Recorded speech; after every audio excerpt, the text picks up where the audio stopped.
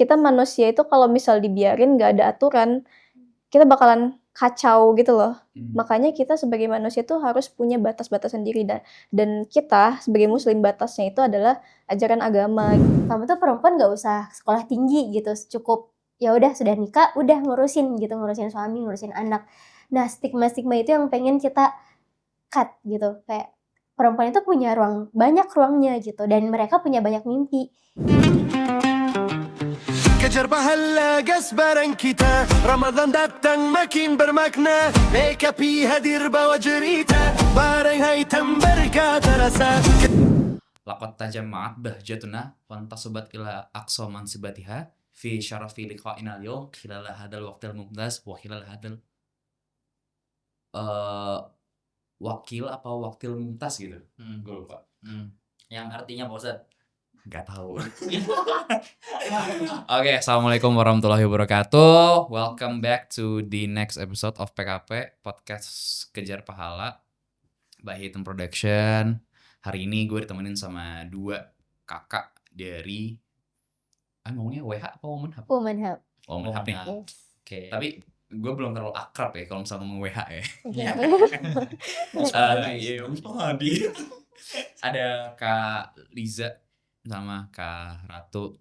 BTW kamera situ. Oke, boleh say hi semuanya. Halo teman-teman Halo semuanya. semuanya. Salam kenal. Sebelum ngomong-ngomong random dan sebagainya hari ini, BTW ini kan lagi puasa, jangan capek-capek amat ya. Ayy. Gue tahu sama itu. Iya, benar. Karena belum sarapan. Iya. Coba di iniin kira-kira Women Hub itu apa sih? Aku dulu ya. Oke, jadi teman-teman semua, kenalin aku Ratu dan ini Nurul. Kita sama-sama bangun Women Hub di sini ya, Kak. Iya. Women Hub itu apa sih? Women Hub itu komunitas kumpulan perempuan muda yang pengen belajar, pengen berkembang bareng dari mulainya usia muda sih, dari mulai 16 tahun sampai 30 tahun juga sebenarnya ada yang ikut komunitas kita gitu, Kak. Iya, betul. Iya.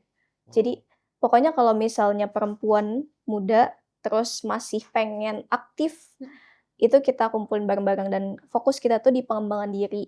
Kalau kemarin sih kita lebih fokus kepada bidang pendidikan, terus juga ada bidang kesehatan mental, karir gitu. Kemarin juga sempat bahas-bahas tentang politik juga sih sama digital gitu. Wow. Yes. Iya. Jadi kurang lebih ke jadi ruang aman untuk perempuan, Betul. potensinya mereka sih Kak, mengembangkan potensi mereka. Soalnya apa ya, mostly mungkin ya beberapa perempuan yang aku temuin, mereka berpotensial tapi mereka merasa kurang ruangnya aja untuk berkembang. Jadi diri Betul, mereka dan jadi apa ya, ruang yang nggak ngejudge mereka. Dan ini Women Hub kita bangun untuk sebagai wadah itu. Gitu. Tepuk tangan boleh gak sih? Oke. Boleh. Pokoknya di bidang apapun itu ya, mereka selagi punya skill Dan mau bisa belajar. mengembangkan di Iya, Women Hub. betul. Ada berapa orang kalau boleh tahu? Kalau volunteernya kemarin kita baru open registration untuk batch 1, dan kemarin kita fokus juga rekrutmen khusus untuk proyek kita Women Hub Catalyst Forum. Kalau kemarin waktu kita rekrutmen sudah ada 700 register. 700. Iya, 700 register. 700 itu batch 1 loh. Iya, itu proyek pertama kita. 700 orang yang daftar. Dan ini lebih ke wadah ya, kita mengumpulkan pemimpin perempuan gitu sih Kak. Iya. Grateful banget sih kalian. Keren. Udah, Yes, coba. Tapi yang aktif sekarang ada yang aktif 30-an ya. 30. Iya. Yang Iya, jadi kita tuh ada dua anggota lah ibaratnya, Kak. Pertama pengurus inti komunitasnya, itu sekitar 30-an orang itu, dan yang kedua yang perempuan-perempuan 700 sekian orang itu yang ikut partisipasi aktif dalam kegiatan kita gitu. Jadi ada anggota dan juga ada pengurusnya gitu, Kak. Kenapa kalian bikin ruang aman ini? Kalau ini mungkin beranjak dari pribadi kita berdua sih Kak. Iya. Kita itu apa ya, waktu kuliah kita Hmm. bareng-bareng bertumbuh bersama, dan ternyata ketika kita punya ruang yang saling support, yang nggak ngejudge satu sama lain, yang kayak, "Rat, ada kegiatan ini, ikut yuk," gitu kan. Jadi saling dorong satu sama lain kan. Ngerasanya kayak, oh ternyata ruang seperti ini ngaruh banget untuk ke jenjang karir kita, terus ngaruh banget sama lingkungan kita ke depannya seperti apa, dan juga mindset. Karena kayaknya tadi yang sempat di-mention soal mental health itu tuh berpengaruh banget sama lingkungan ya, kayak gimana sih sebenarnya lingkungan kita itu beranjak dari gimana pribadi kita juga. Gue kan kenal sama lo berdua ya.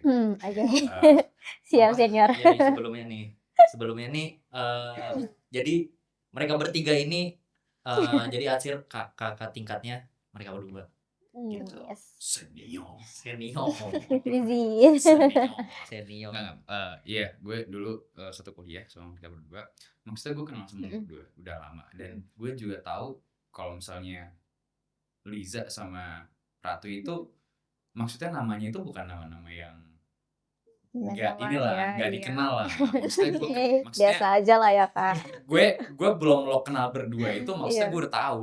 Ya kan? Walaupun kita kenalnya itu gara-gara ada project juga kan, gara-gara project juga. Tapi maaf ya, bukan ini kan satu, apalagi Liza.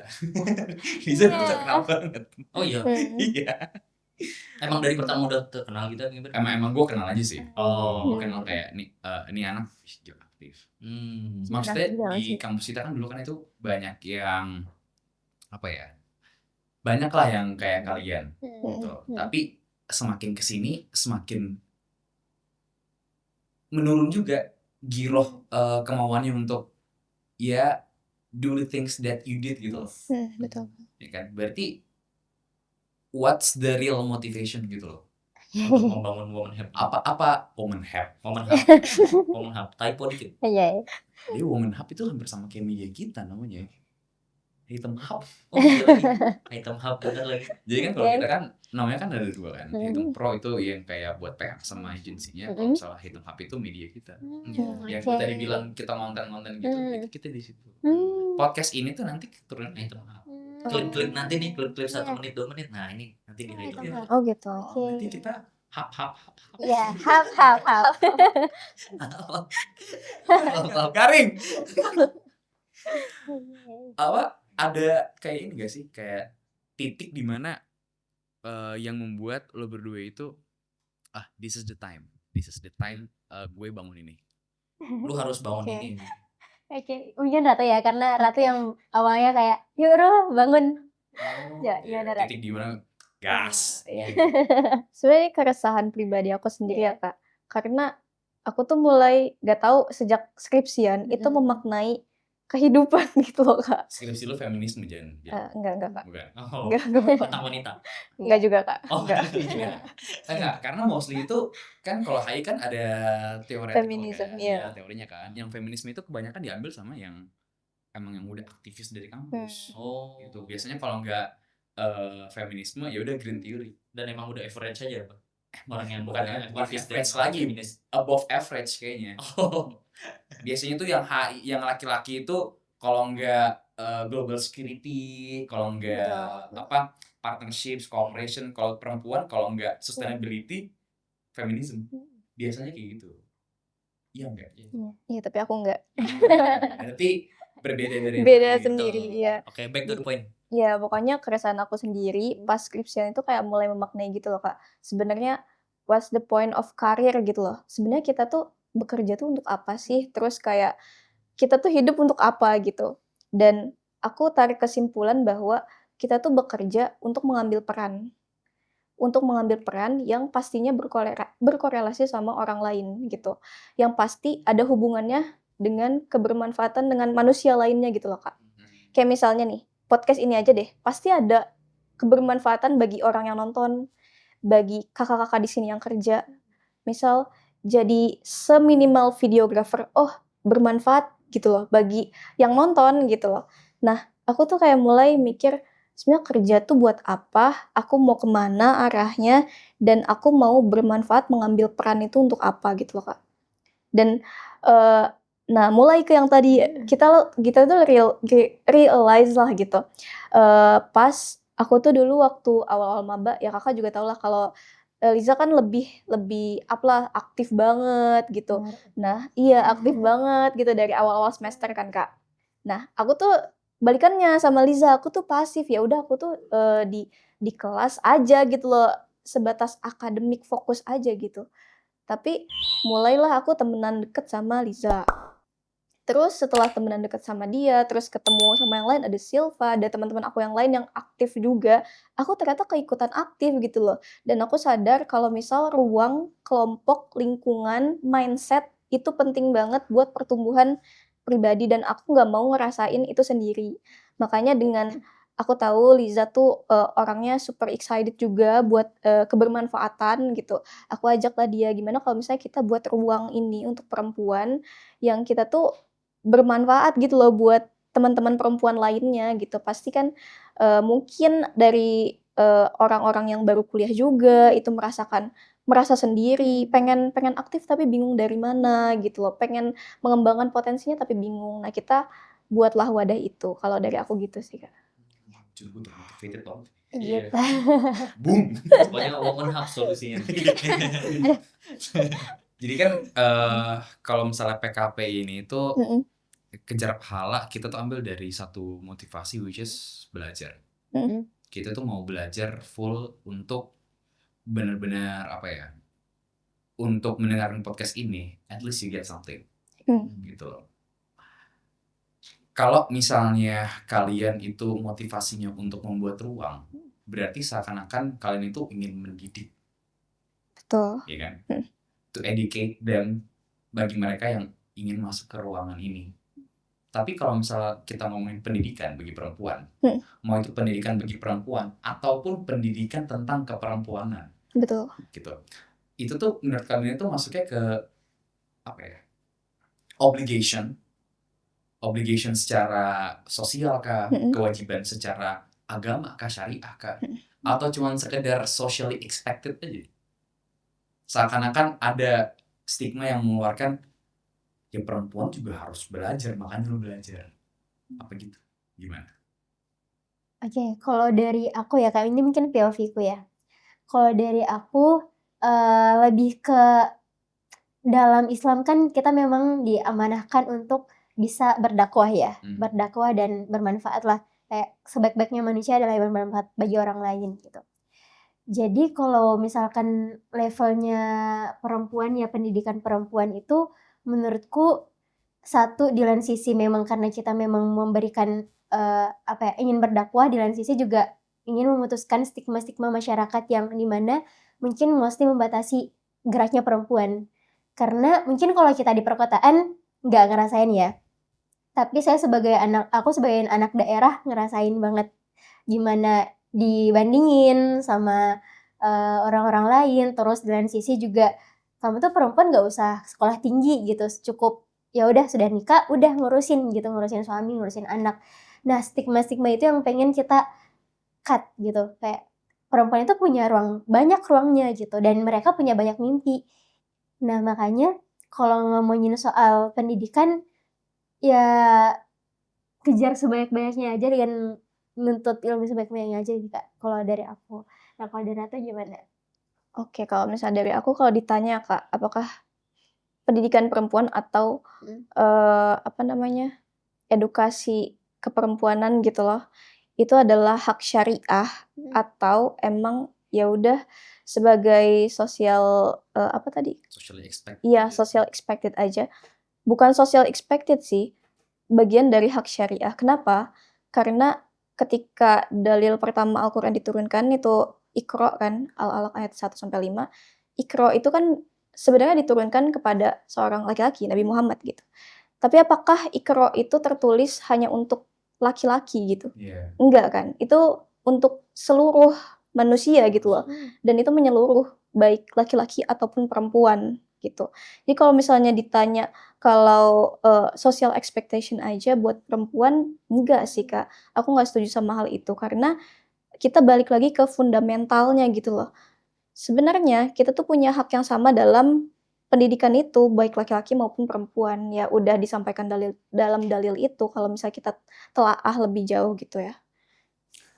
Lo kalau misalnya ngomongin tadi masalah dalil ayat 195, itu kan bunyinya kan ikro, ya kan? Berarti secara perintah, secara apa lafaz, bahkan secara etimologi aja itu berarti merujuk kepada laki-laki, ya kan? Iya. Tapi kalau misalnya kita ngomongin masalah representasi kata, ini correct me if I'm wrong, siapapun yang nonton. Setahu gue emang interpretasi kata, baik di bahasa Inggris ataupun bahasa Arab, yang bisa dibilang bahasa kaya, Intonation. bahasa yang kaya, itu pasti mengutamakan kata laki-laki daripada kata perempuan. Bahkan kata laki-laki itu mewakilkan kata perempuan. Iya. Iya, Karena betul. kalau misalnya kita ngomongin secara gender, itu kan pasti terbagi dua kan. Cuman bahasa Indonesia nih, bahasa Iya, yang Iya. dia, ya kan, lo, nggak ada yang lo laki-laki, lo perempuan, dia laki-laki, dia perempuan, nggak ada. Nah, orang itu kebanyakan yang liberal itu menyalahartikan arti kata itu dengan seakan-akan membawa dari segi bahasa aja itu udah termasuk patriarki yang menindas. Jadi gara-gara representasi kata laki-laki seakan-akan perempuan itu nggak dianggap. Iya. Tapi mereka nggak tahu kalau misalnya kata itu mewakilkan karena memudahkan. Iya, betul. Karena memudahkan, bukan Betul. seakan-akan kayak oh ya udah ini berarti buat laki-laki doang, kalau misalnya nggak ada perintah perempuan nggak usah dilakuin. Iya. Itu minim literasi.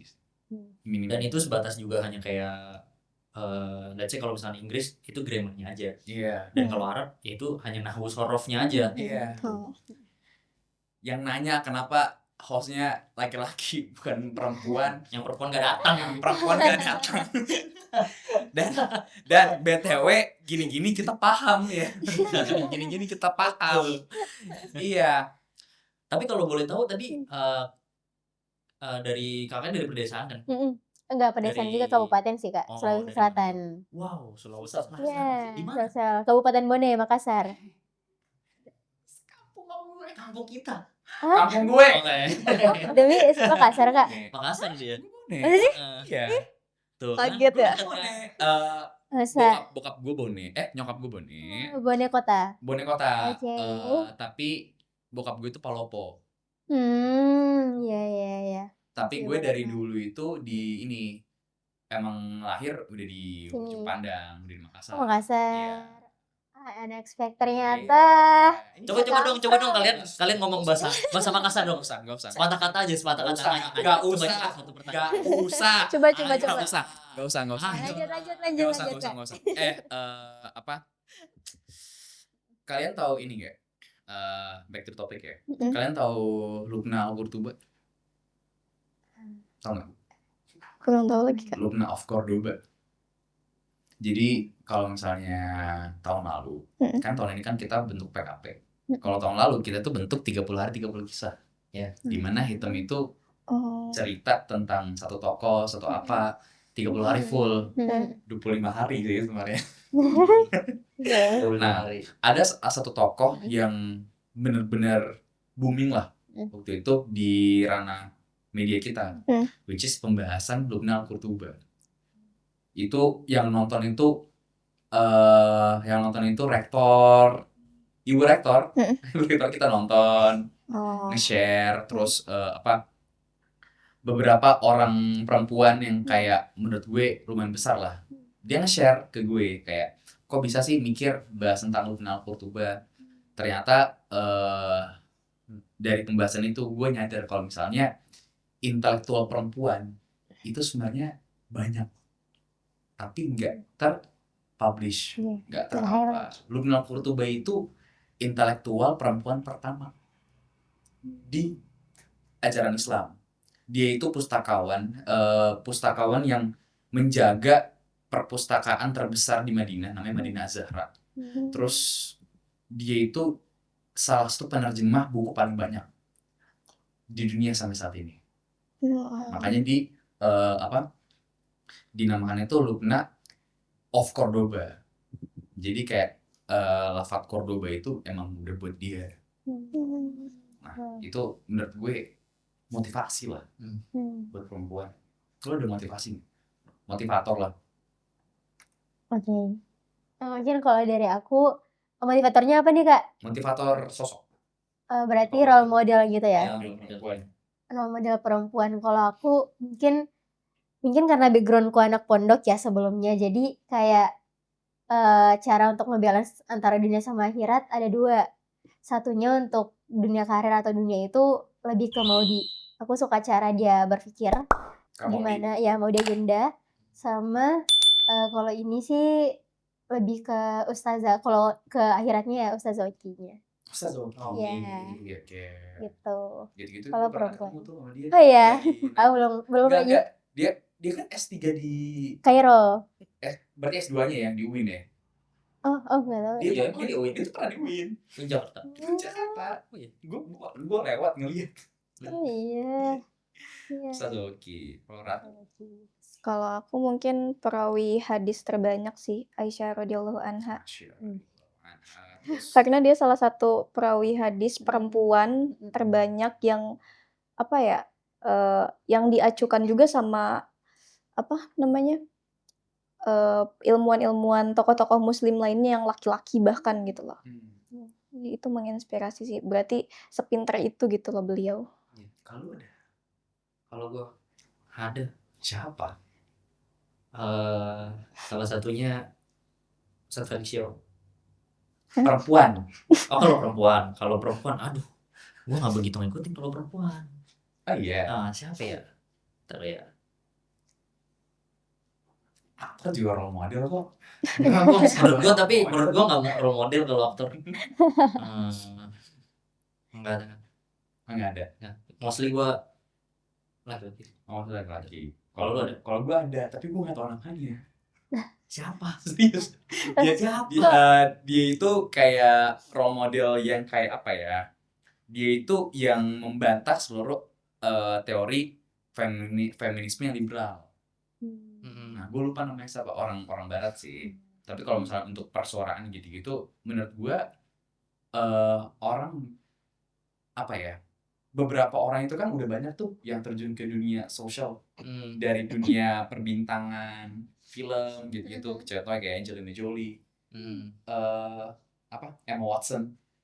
Kan kalau itu kan beda kayak Maudi. Kalau Kak Maudi kan itu kan udah Ya, emang education education ya. full, ya kan. Iya. Kalau misalnya kayak gini kan, si tiba-tiba ada isu, ya udah gue memutuskan untuk bersuara. Gitu. Ngomongin pondok lo apa? Iya, pondok. Berapa? Di Bone sih Kak. Bone. Iya, Pondok Pesantren Al-Ikhlas Ujung Bone. Al-Ikhlas. Terus Kalau ini tahu Menteri Agama sekarang pondok beliau. Beliau kan orang Bone juga kan. Menteri Agama sih sekarang sih. Prof. Nasaruddin Prof. Nasaruddin Umar. Yang satunya udah enggak ya? Dia udah enggak. Udah Apa? Oh iya, Prof. Nasaruddin Umar kan dia orang ini kan? Iya, Orang soalnya Makassar juga sih. kan? Iya. Bone. BTW fun fact, dia nikahin kakak gue. Yang Nasruddin Umar itu. Iya. Ijab kabulin. Sebelum jadi menteri, Iya, kan iya. dia kan jadi Imam besar Istiqlal. Istiqlal.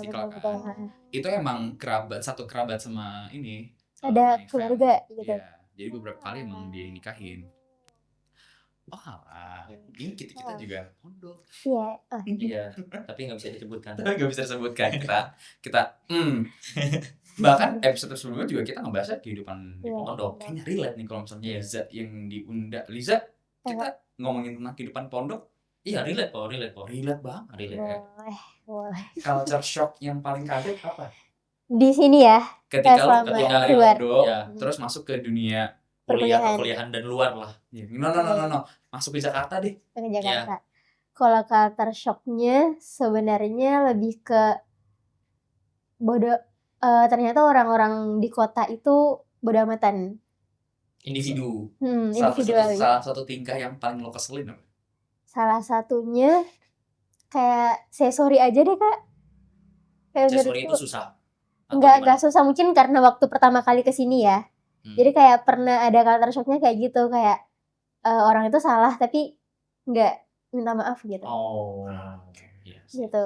Pernah dengar gak dua kata yang paling susah untuk Iya, keluarkan dari mulut. Thanks and sorry. Iya. Ya, Maaf dan terima berterima kasih. kasih. Berarti orangnya utruk masih wadah benar-benar ninggalin. Saya sorry banget nih. Selain pelajaran udah Ya, karena ninggalin. mungkin ini ya Kak, karena di pondok itu benar-benar yang kita Ajarin adab ya. ajarin adab banget, terus kayak ngelihat orang-orang di sini terus kayak saling bantu-bantu. Ya, Setelah kebersamaannya merantau, ada. iya kebersamaannya ada. Setelah merantau ternyata individual banget nih orang-orang. Tapi mungkin itu waktu awal-awal ya, setelah lama di sini ada juga kok yang banyak kok malah yang bagus. Dan justru karena merantau ini mindsetku berbeda sama orang-orang yang ada di Pulauku gitu. Jadi itu juga sih. Sebenarnya dia relate kayaknya kalau misalnya diajakin ngomongin masalah kehidupan Iya. keluarga. Ya, tapi mungkin dari perspektif perempuan mungkin agak beda ya. Iya. Ya kan kalau laki-laki kan ya tahu lah kita Ya. gimana. Kadang Yes. merasa cepet juga kadang. Iya. Untuk Tadi kalau misalnya ngomongin role model, kalian ikutin kayak orang-orang barat gitu sih? Orang barat tuh biasa aku enggak. Kayak pergerakan mereka lah di luar tuh. Yang most of them kayak misalnya pergerakan liberal. Enggak Kak. Kalau aku barat tuh Tapi biasa. tahu. Aku juga enggak sih Kak, enggak ngikutin, kurang ngikutin. Jadi kalau misalnya kita ngomongin aktivisme di barat, itu kan kebanyakan liberal. Which is yang Iya. memperjuangkan halnya itu menyimpang. Penyimpangannya itu benar-benar Iya, udah fatal lah, Iya. ya kan? Kayak contoh hak untuk aborsi, terus stunting itu hak masing-masing. Jadi kalau misalnya kita ada pergerakan untuk pencegahan stunting, itu melarang hak karena itu hak individual, tergantung kita mau atau enggak. Iya. Disuruh jaga nggak mau. Nah, apa perbedaan dari pemikiran seperti itu sama pemikiran yang benar? Oke, kalau aku ya, pemikiran yang benar tuh gimana nih? Kalau misalnya kita pakai kacamata Islam gitu ya Kak. Maksudnya kan kita Muslim gitu ya. Berarti pemikiran yang benar itu kita pakai POV-nya Islam gitu. Nah, kalau yang tadi kan yang liberal ke barat-baratan itu tuh mereka cenderung bebas gitu loh, mau ngapain aja kayak tadi aborsi, mungkin juga girl love girl ya, GLG gitu ya. LGBTQ, Ya gitu. Terus habis itu juga ada yang tadi stunting gitu. Nah, itu lebih kepada bebas. Tapi kalau yang benar menurut kita itu ya bukan sekedar bebas aja, tapi menjaga martabat kita juga sebagai perempuan gitu loh, Kak. Menjaga martabat dan hal yang benar itu yang menurut aku itu punya batas. Kita manusia itu kalau misal dibiarin nggak ada aturan, kita bakalan kacau gitu loh. Makanya kita sebagai manusia tuh harus punya batas-batas sendiri dan kita sebagai muslim batasnya itu adalah ajaran agama gitu. Aku sama Nurul sih sering bilang ke teman-teman kita anggota kita di WH gitu Kak, kalau misalnya teman-teman maaf ya kita tuh bukan komunitas feminis atau gimana-gimana. Tapi balik lagi feminisnya itu definisi feminis tuh apa gitu loh. How do you define Iya, it? betul. Apakah feminis yang benar-benar melantangkan suara, oh menggaung-gaungkan perempuan itu harus lebih daripada laki-laki. Kita nggak yang kayak gitu loh. Kita hanya ruang untuk bertumbuh bareng-bareng gitu. Terus juga mungkin menggaungkan hak-hak perempuan yang emang dari awal kan hak perempuan itu agak ke belakang dibanding laki-laki ya. Nah, kita mau menyamakan hak itu dia gitu loh, bukan lebih kepada mendahului gitu loh. Makanya kita sering bilang feminisme yang seperti apa dulu definisinya, karena feminisme juga banyak. Dan feminisme liberal itu kayak kita nggak ngikutin itu gitu loh. Kita ya pokoknya yang paling utama tuh memajukan hak-hak perempuannya dulu. Dan kalau kita personally balik lagi ke Islam gitu, bukan lebih membebaskan, tapi kita menjaga, membatasi, dan memperjuangkan hak-hak biar utuh gitu aja sih Kak. ada nggak kalau di WH yang liberal kayak berat. Sejauh ini sih karena kita dari awal bilang kalau kita tuh bukan organisasi feminis, nggak ada sih Kak. Berarti udah gak ada tuh orang-orang yang berambut merah gitu. Rambut merah. Apa tuh? Lu tau gak sih kalau misalnya aktivis perempuan yang rambutnya merah gitu. Ini stigma ini ya, stigma private ya. Ya.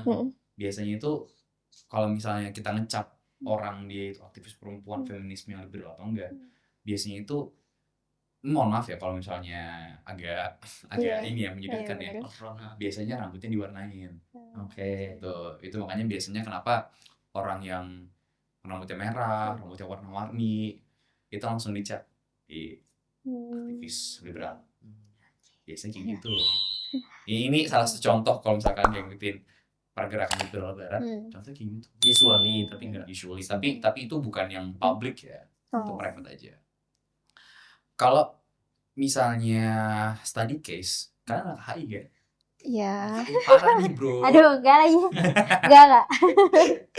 Gimana tuh, Kak? Kalian tahu ini gak sih yang terjadi di kayak Afghanistan? Tahu kan?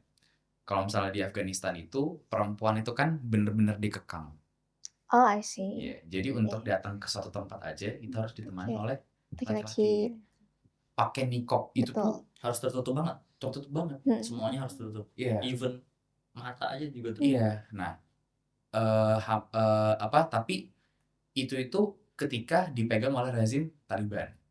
Nah, mungkin hampir sama juga kayak yang terjadi di Arab Saudi.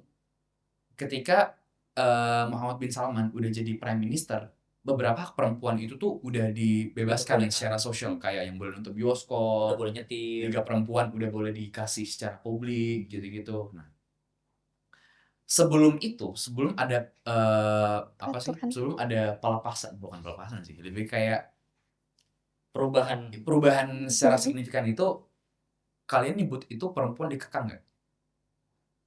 Yes or no aja. Kayak yang tadi gue bilang yang niqab gitu dikekang. Gini sih Kak, sebenarnya dikekang atau enggak tuh butuh penjelasan yang lebih lanjut lagi, nggak bisa yes or no. Oke. Kenapa? Karena Islam itu agama yang luas, punya banyak kelompok, punya banyak aliran lah ibaratnya. Iya. mazhab. Ya mazhab. Ya kita aja di Indonesia ada banyak yang di Indonesia ya, misal contohnya NU, Muhammadiyah gitu. Ada juga mungkin orang Syiah, terus ada juga LDI. yang LDII, ada yang pokoknya banyak lah alirannya. Nah, tergantung kita itu mengimani pemahaman kelompok yang mana, dan apakah diri kita tuh merasa terbebani atau enggak. Karena kalau dari aku sendiri tuh terkekang atau enggaknya kita perlu melogikakan dulu nih, dan kita telusuri ulang agama kita tuh seperti apa sebenarnya, kita tuh mau ikut kelompok yang mana sebenarnya gitu loh. Kalau misalnya dari sudut pandang ternyata si orang-orang di Afghanistan itu merasa bahwa haknya terkekang gitu loh, karena dia mendefinisikan agamanya Islam itu sebagai yang seperti ini, nggak bisa fleksibel dan lain sebagainya. Oh, berarti itu bisa dikategorikan sebagai mengekang. Tapi kalau misalnya memang dia mengimani kalau memakai memakai niqab itu merupakan bagian dari syariat, terus juga bagian dari penjagaan diri dia. Nah, itu bisa aja dikatakan itu tuh nggak mengekang, Kak. Karena tergantung gitu loh. Jadi iya atau enggaknya tuh nggak bisa disamaratakan kalau menurut aku. Kalau kenyamanan gimana? Misalkan let's say yang menurut gue nyamannya pakai niqab dan gue nggak mau mengganggu kaum adam, ya gue pakai aja gitu. Nah, bisa aja kan gitu. Bisa. Nah, itu baru namanya hak. Hak tuh yang kayak gitu kalau menurut aku. Jadi hak itu tuh sebenarnya ya Kak, terlalu luas cakupannya gitu loh. Nggak bisa satu orang tuh disamaratakan sama orang lainnya. Kayak seminimalnya itu deh, pakai niqab aja ada yang dengan sukarela pakai, ada yang ternyata aku nggak harus pakai niqab pun aku merasa keimananku utuh gitu loh. Ada yang kayak gitu juga. Jadi menurutku hak perempuan itu bisa luas, nggak bisa di yes or no-in doang, Kak. Betul. Ratu lu apa lagi? Bukan. Man. Ya, Man. Oke. Agak terbuka. Gara-gara kemarin itu gue coba bukan ambil dari perspektif ini ya, perspektif kayak hak perempuan gitu-gitu ya. Gue coba ngambil perspektif dari kekerasan. Jadi kalau misalnya kemarin itu gue kan ngeriset tentang yang Taliban itu. Jadi yang Taliban itu tuh dulu itu gue sempet bikin jurnal.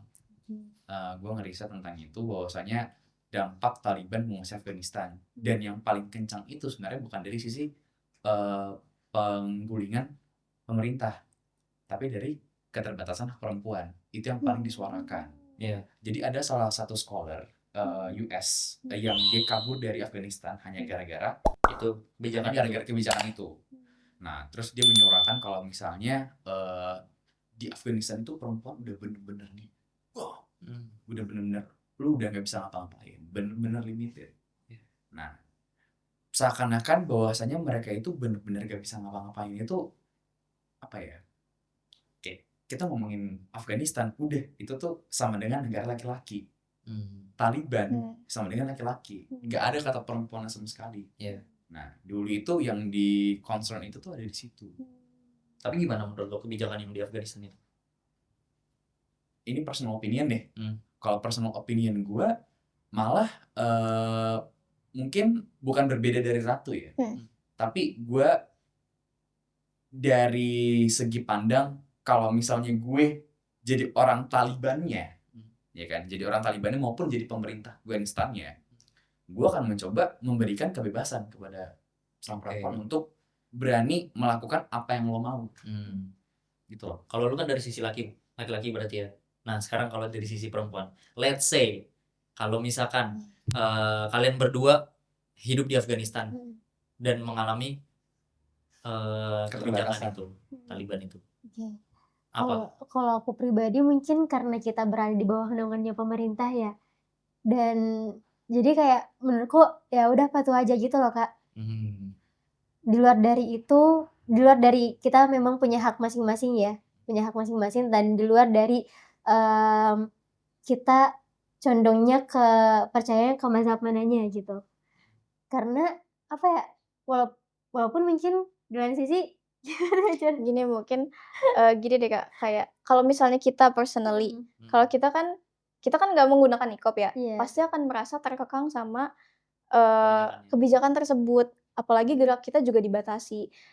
Itu mungkin bisa apa ya namanya, membatasi hak-hak perempuan. Aku juga ngerasa, oh harusnya mungkin kebijakannya tuh lebih fleksibel gitu loh, nggak semuanya diwajibkan untuk menggunakan itu dan lain sebagainya. Tapi ya balik lagi ada juga yang mungkin yang harus diperbaiki sama pemerintahannya adalah, ya itu yang tadi kayak Kak Atsir, bebasin aja gitu loh, mau dia pakai niqab atau enggak ya terserah gitu loh. Sebenarnya itu juga mungkin lanjut dari tadi ya. Jadi tuh sebenarnya itu tuh melanggar hak perempuan juga, tapi ada juga yang enggak dilanggar, gimana ya, karena ya balik lagi hak itu luas gitu loh bahasannya, cakupannya. Paham kan Kak? Iya gitu. Jadi melanggar iya, tapi juga ada yang melanggar juga enggak gitu loh, balik lagi kita mengimani kepercayaan mananya gitu loh. Nah, harusnya mungkin pemerintahannya tuh lebih fleksibel aja gitu loh, dan kalau misalnya kita di posisi itu, ya berat juga pasti buat kita, dan kenapa itu digaungkan sekali jadi pembahasan, ya itu berarti kan ada yang salah dari hal itu kan. Gitu sih. Agak belok dikit. Lo kemarin kan habis demo. Kemarin kan habis demo gede-gedean tuh di depan polisi anak UI. Jadi yang ini polisi. Ya. Oke. Ya. Kalian ikutin beritanya nggak? Nggak. Kurang sih Jadi Kak. kemarin itu kan habis ada demo yang tentang kasus polisi yang, mohon maaf ya, yang mengambil nyawa anak di Bogor itu, yang di Maluku itu, ya itu. Nah, Maluku. Itu di Maluku. Nah, ada satu hal yang gue highlight banget, which is polisi yang menjaga, yang laki-laki pakai kopiah, yang perempuan pakai kerudung putih. Tau nggak alasannya apa? Karena hari ini sedang Ramadan, nuansa Ramadan. Terus seakan-akan bahwasanya demolah yang baik, gak usah anarkis karena sekarang itu lagi bulan baik-baiknya, Iya. dengan membawa framing pakai Ramadan. atribut busana muslim. Iya. Iya. Tahu nggak apa perbedaan Indonesia sama negara yang maju-maju di luar? Iya. Sekularisme. Dimana kita harus membedakan unsur agama dan juga Betul. unsur kehidupan sosial. Karena unsur agama itu hak pribadi. Betul. Itu hak sosial. Iya, betul. Contoh Perancis, Cina, apalagi negara-negara yang emang udah agama tuh udah urusan lo pribadi aja. Jepang. Kalau misalnya kasusnya kayak kemarin, itu senjata yang paling menusuk. Mengalahkan senjata militer, mengalahkan senjata bom nuklir dan sebagainya. Apa? Agama. Betul. Itu gue muak sih. Jujur gue muak sih. Kenapa harus menggunakan senjata itu dengan pakai busana muslim dengan alasannya itu Ramadan? Kalau ada yang mau jawab. Iya. Dan lebih parahnya lagi, kalau kalian tahu, pencurian, maling semuanya itu lebih banyak di Ramadan. Beneran. Karena apa ya? Dimaafkan dan orang lain tuh nggak mau marah gitu dia. Dan malingnya tuh sekarang kebanyakan mostly itu di siang-siang, pagi-pagi gitu. Mereka udah pada puasa. Kita udah pada puasa nih. Kayak lemes. Aduh. Kayak itu parah banget sih. Kalian ngerti konsep itu kan? Iya, sebenarnya? paham. Itu menurut gue bahkan untuk long term aja sangat susah untuk diterapkan di Indonesia. Jadi kalau misalnya lo berharap Indonesia itu negara maju, ya nggak bisa. Sulit juga kalau misalnya untuk sekarang dan jauh nanti ke depan itu, karena tadi dikit-dikit bawa agama. Kita bukan membiarkan bahwasanya agama itu buruk, jangan dijadikan senjata. Loh, enggak. Agama itu senjata yang paling kuat. Ya kan? Lu pakai dalil, lu pakai hadis, lu keluarin ke orang itu tunduk, bro. Iya kan? Kemarin itu gue sempat bilang di episode pertama, kalau anak pondok keluar, lo ditanya dulu itu pertama kali apa yang ditanya? Kalau maksudnya dalam apa Dalam segi pelajaran. Oh, pelajaran hukum sih. Fikih. Fikihnya. Bener kan? Fikih sama itu sih Kak, masih masuk. Cuman ada 2 pelajaran yang akan ditanya oleh orang luar sama anak pondok ketika dia baru keluar. Fikih sama hadis. Dalil. Ya, hafalan Quran. Iya, gak mungkin dia nanya tentang nahwu sorof. Paling kayak random dong, ajaran gue bahasa Arab dong. 5 menit kemudian, udah gue gak kuat. Kan biasanya kayak gitu, ya kan? Karena gini deh, seringkali kalau misalnya kita ngomongin masalah hak-hak perempuan di Indonesia dengan membawakan unsur agama, itu langsung potong dengan dalil-dalil, ya kan? Kayak bener-bener apa ya? Langsung dikeluarin tuh senjata pemangkasnya, ya kan? Coba deh, kalau misalnya menurut kalian berdua, apa cara yang paling benar deh untuk mengedukasi kepada orang luar sana bahwasanya Islam itu sebenarnya tuh nggak mengekang. Apa yang terjadi di Afghanistan, apa yang terjadi di di Arab Saudi sana, itu tuh bukan nuansa bukan dari Islam sih. Nuansa satu Islam itu bukan kayak gitu. Gitu. Islam itu luas, gitu loh. Cara mengedukasi ke orang itu gimana sih? Tahu nggak? Mungkin kalau aku sendiri ya Kak, kita harus bilang ke orang-orang awam kalau banyak aturan itu bukan, Islam kan dikenal sebagai banyak aturan ya Kak, agama yang banyak banget aturannya, ribet gitu loh. Bahkan sampai hal-hal kecil pun diatur, kayak wudhu, tata caranya, pokoknya lain sebagainya, kehidupan, ekonomi, warisan itu diatur sedetail mungkin. Banyak aturan itu bukan berarti mengekang, tapi justru bentuk kepedulian. Coba deh kayak misalnya ubah mindsetnya. Kalau misalnya hal-hal yang terjadi di sana, mungkin hak-hak perempuan ya, seminimal kita bahas poligami deh, poligami. Itu kan ada ayat yang bilang di An-Nisa ya, ayat 3 yang bilang kalau ya poligami itu dibolehin 2, 3, 4. Tapi kan, kita lihat dulu, asbabun nuzul ayatnya itu seperti apa, ternyata itu tuh bukan untuk menambah, tapi itu mengurangi. Dan peraturan sekecil itu tuh dibuat untuk melindungi gitu loh, melindungi bukan, eee, ngebiarin hak-hak perempuan, gitu aja gitu loh. Iya. Sebenarnya sebagai batasan juga sih. Betul. Ya lagi-lagi batasan karena ya kita sebagai manusia mungkin, kita nggak bisa ngontrol diri kita pasti punya kepuasan lebih. Kita butuh apa, dikasihnya, tahu-tahunya mau lebih lagi gitu. Jadi menurutku dengan adanya, Islam ini sebenarnya lebih ke dipandangnya indah sih. Mungkin aku mau ngangkat satu pengalamanku ya Kak, kemarin sempat ke Korea dan, mungkin POV orang-orang saat ke Korea itu, orang Islam itu bakalan di-judge gitu, karena kan pakai hijab ya. Tapi seiring berjalannya waktu ternyata, udah berubah gitu mindset-nya orang-orang di sana, karena memang Islam itu nggak seburuk yang mereka bayangkan ketika mereka udah bergaul sama orang Islamnya langsung gitu. Jadi mungkin lebih ke ketika kita mau berdakwah, mengedukasi, baiknya mungkin nggak based on digital tapi langsung, langsung ke orangnya, langsung ke masyarakatnya langsung, ya face to face langsung, itu sih. Kalau misalkan ngomongin soal berhadapan sama orang luar. Iya. Gue mau nangkap tuh kemarin. Jadi pas gue keluar juga ada waktu dimana temen gue yang perempuan dia itu satu waktu pakai hijab Hijab. yang mungkin ya fashionnya biasa-biasa aja lah, ya kan? Diliatin tuh secara yang kayak ih rasis. Yes. Tapi satu hari dia pakai outfit yang menurut gue mewah, elegan, keren lah, base hijab.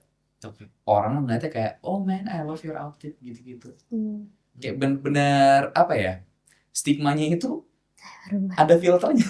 Berubah-ubah ya. Gue lucu aja. Ya udah auto boundaries gitu ya. Iya. Agak random tapi. Lo ke Korea ngapain? Kemarin dapat Vali Funded sih Kak. Volunteer. Vali Funded cita-cita future leaders. Wih. Iya. Syukur alhamdulillah. Keren. Ke Korut bukan? Kebetulan enggak ketemu kok jagonya. Keren ke Korut deh. Keren ke Korup. Iya kan.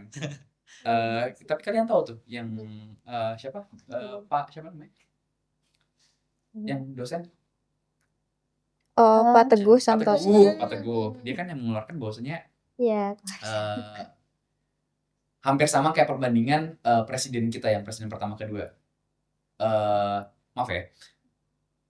Soekarno nggak sebaik itu, Soeharto nggak seburuk itu. Gitu. Perbandingannya kayak gini. Korsel nggak sebaik itu dan Korut nggak seburuk itu. Oke. Gitu. Jadi dia itu benar-benar mengeluarkan bahwasanya stigma kalian ke Korut jangan satu kali sudut pandang. Bahwasanya Korut itu negara yang apa namanya? Terkekang atau gimana pun. Iya, yang paling dikekang lah, apa-apa yang masyarakat tuh pengen kabur gitu-gitu. Iya. Kalau misalnya mereka nyaman, Iya. Nah, itu sih. dem aja. Betul. Tapi kalau misalnya gue ngomongin masalah hak-hak perempuan berbasis agama, kalau gue jujur gue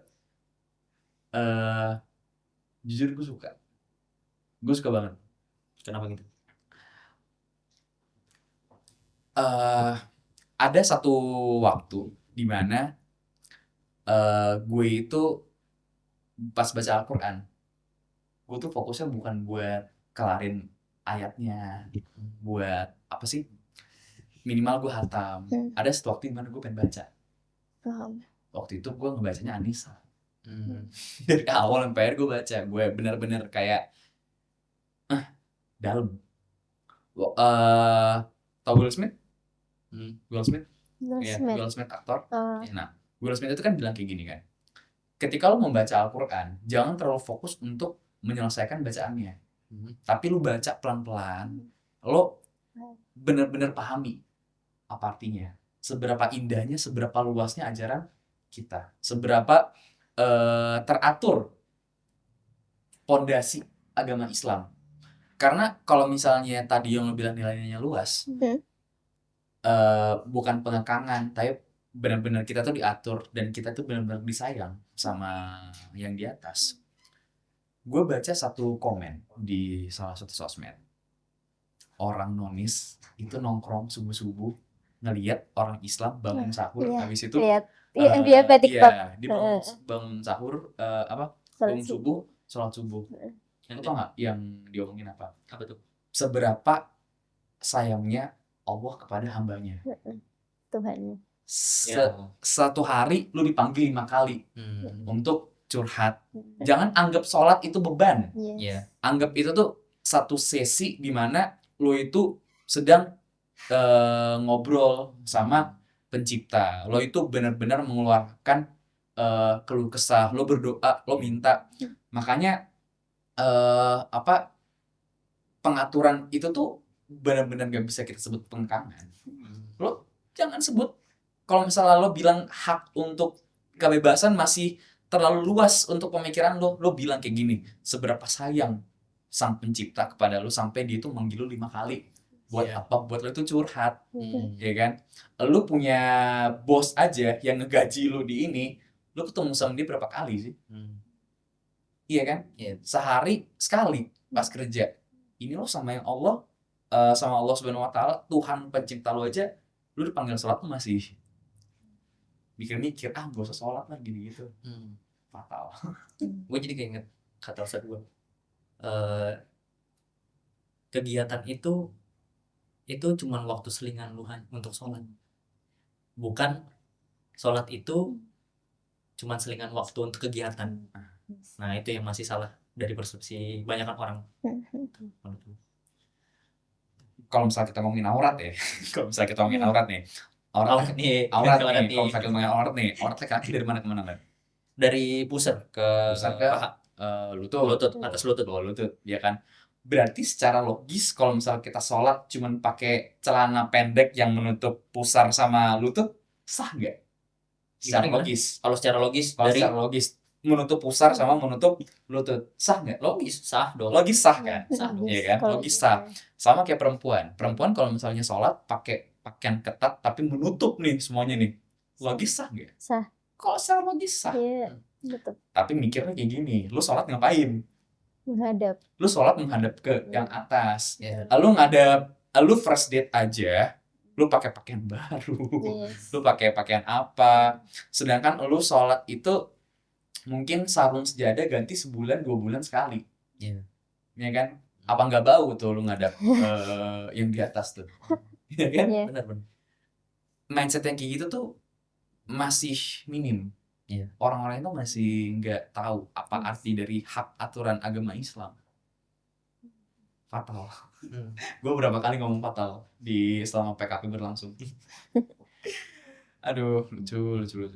Kalau pakai ihram sholat di masjid terdekat boleh. Itu jatuhnya lu diketawain. Diketawain ya. Tapi boleh nggak? Ya, boleh-boleh aja sebenarnya. Ya logis kan, kembali ke logis dong. Boleh-boleh aja. Jadi logis dong. Iya, logis boleh-boleh aja. Gue tuh inget banget. Gue tuh pertama kali mikir ini, orang mikirnya gue bisa mikir ini gara-gara udah ngerti ini ngerti itu. Enggak, gue mikirin itu SD. Kenapa? Jadi waktu itu gue Manasik haji. enggak, gue lagi umroh waktu itu. Gue lagi umroh. Gue sempet mikir kayak gini, aurat kan itu kan cuma segini ya. Kalau misalnya gue sholat pakai celana pendek tapi nutup, kira-kira sah nggak? Gue diketawain sama kakak-kakak gue semua. Lu mikirnya itu dari mana? Ternyata gue dapatnya kayak gini. Waktu itu gue juga sempat tanya sama guru gue di SD, bedakan antara yang sah dan yang sopan. Rapih dan sopan itu tuh unsur penambah. Ini kayak zat, inilah zat yang kayak benar-benar additionalnya gitu. Tapi additional tuh additional yang benar-benar penting. Ketika lo menghadap yang di atas mut-mutan, cara berdoa lo cuman hanya melafadzkan Allahu Akbar, Bismillahirrahmanirrahim, itu kayak tegal. Itu kayak Itu terawih tegal. Intinya udah. Iya, itu kayak lu lagi ngadep ke bos, lu lagi ngadep ke temen lu ngomongnya kayak gini. Pak, ini laporannya udah selesai, nanti saya mau gini-gini sana sini, saya balik ya Pak. Oke, marah dong bosnya. Ya kan? Itu aja manusia. Apalagi yang di atas. Tuh. Ih, kenceng banget ngomongin kita hari ini. Gitu deh pokoknya. Kalau dari episode-episode yang lalu kita kayak ketawa-ketawa, hari ini kita full belajar. Iya. Back to topic nih, kita ngomongin masalah bentar, sebelum itu gue gak expect loh. Kenapa tuh? Karena sebelumnya gue ngundang kalian berdua itu mungkin hanya sekedar ngomongin masalah hak-hak perempuan secara sosial aja. Tapi mereka bisa ngomongin dalam nuansa agama. Dan secara logis. Iya. Iya. Gue mau masuk komen. Gila, udah gila. Dan fun fact, Iya. podcast kita kan sebelum Ramadan ini juga ada podcast. Oh. Dan kalian adalah narsum Perempuan pertama. Oh ya? Iya. Keren. Kita no. Oke. Sebelumnya narasumnya laki-laki. Iya. Yeah. Mas Pujono. Bang Jo salah. Jo. Oh, Kating lo juga. Iya, Kating. Itu Kak Satya dulu itu sempat kita undang sini. Coba gue pengen nanya dikit deh masalah yang tadi, masalah keperempuanan lagi deh. Terakhir sih mungkin. Kalau misalnya lo ngomongin masalah woman hub tadi, kan tadi bilang kan menjadi ruang aman. Yes. Ya kan, menjadi ruang aman belajar, apa sih? Biar mereka itu ada space di mana kalian juga bisa mendidik mereka lah. Ya kan? Kalau misalnya ada nih perempuan yang mau masuk ke kalian, datang ke kalian buat be part of your movement. Tapi dia itu masih labil, masih kayak benar-benar kosong itu benar-benar nggak tahu apa-apa. Yang pertama kali lo kasih ke mereka apa? Labil gimana, kosong Kalau gimana? let's say gue as a woman ya, gue nggak punya skill apapun, gitu kan? Ya, Punya skill apapun itu deh, dan gue pengen, Oke. gue pengen join woman hub nih, boleh nggak? Ya boleh banget, Boleh Kak. banget Boleh ya? justru. Yang pertama yang mungkin bakal kita kasih ya, motivasi sih buat Iya, berkembang. betul. Karena kalau misalnya dia nggak ada keinginan buat belajar, berkembang, ya itu percuma masuk Iya, woman percuma. hub kalau menurut Kita bahkan kewalahan. Karena to be honest, dari project kemarin ternyata banyak teman-teman juga yang newbie. Kayak baru terjun juga di di komunitas. komunitas, Dan baru justru- terjun ke project. Iya, dan justru karena ikut woman hub, mereka jadi aktif di kampusnya. Oh, Iya. ternyata gini toh cara kerja komunitas. Oh, gini toh caranya belajar sama Iya, teman-teman lain gitu. Oh, Jari ya. justru Betul. ya justru kita, kalau aku pribadi ya, mungkin sama Ratu juga, kayak kita justru semangat ketika ada orang yang sevisi misi sama kita dan dia mau belajar gitu sih, Iya, Kak, betul. daripada orang yang profesional.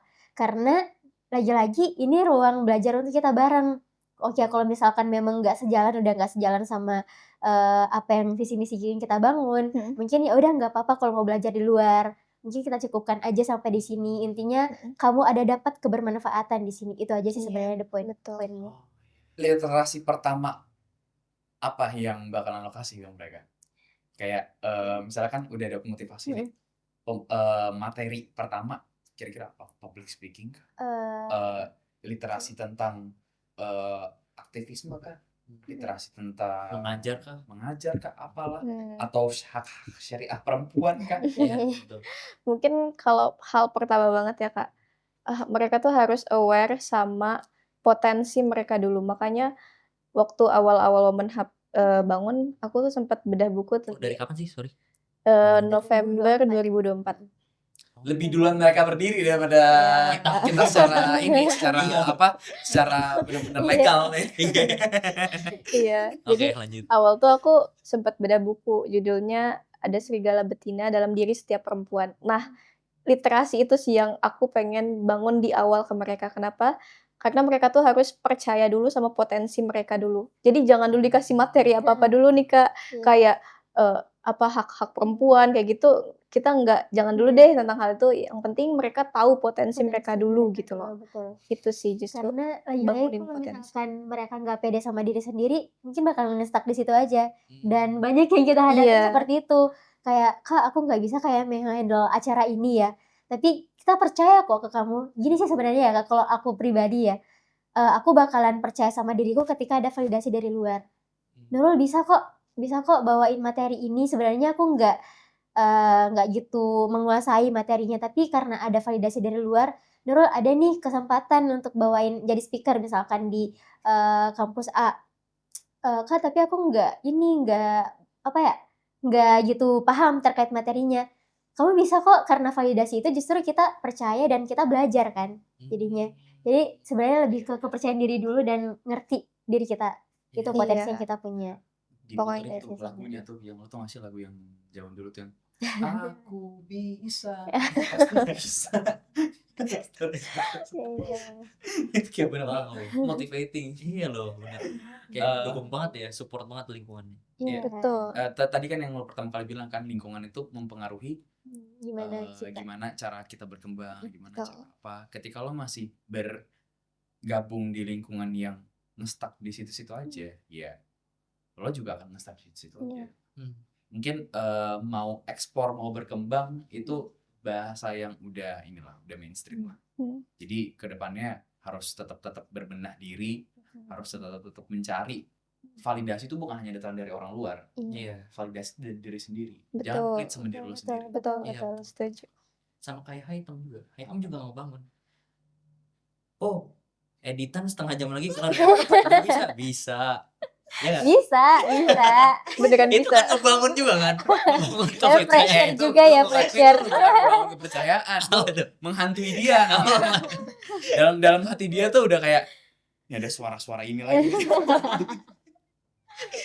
Aduh, BTW, thank you banget Ratu, Nurul, Iya, semoga thank you juga, kedepannya Kak. kita bisa berkolab lagi. Iya. Karena ya agak susah juga ya, gara-gara kan di sini kita Iya. laki semua. Ada sih perempuannya, Ada. ada sih perempuannya, Ada. tapi perempuannya juga full time job corporate gitu. Jadi ya next time we can collaborate again. Boleh. Siapa nanti bisa datang ke Hitam Podcast? Ya, bisa. Ya Hitam Podcast bisa banget ya. Bisa. Kalau Hitam Podcast bisa banget. Thank you banget Ratu, Nurul udah datang jauh-jauh. Kita belajar banyak banget hari ini. Iya, kita juga belajar. Tolabul ilmi faridatun ala kulli Muslim. muslim, ala kulli muslim ya, bukan hanya ala kulli muslim laki-laki, makanya Iya. kulli muslimat bukan, tapi ala kulli muslim, semuanya kita harus belajar. Jadi kita belajar, kalian belajar, kita sama-sama belajar, bahkan editor tuh belajar sebenarnya. Iya, bener. Ya, thank you banget Ratu. Yep. Nurul dari Woman Hub. Jangan lupa follow IG-nya. Womanhub.id. Kalian yang mau belajar tentang masalah promo, lu aja yang promo deh. Nggak boleh promo. Silakan. Promo. Kalau gue yang promo ntar ditanya, ini kenapa laki-laki nih yang promoin? Oke, teman-teman, kalau misalnya kalian mau butuh ruang aman buat perempuan, buat belajar, berkembang, buat mentor mungkin, kepoin aja IG-nya di womanhub.id. Di sana bakalan ketemu sama kita berdua. Ya, Oke. thank you so Ditunggu. much. Sama mereka berdua. Kalau tetap sama kita di Hitam Hub. Iya, betul. Ya, jangan lupa like, comment, share, dan subscribe. PKP ini masih akan berjalan ke depannya. Kita akan masih banyak belajar lagi tentang hal-hal. Masih banyak narsum yang akan kita undang juga. Ya, oke. See you next time and Assalamualaikum warahmatullahi wabarakatuh. Salam, thank you so much.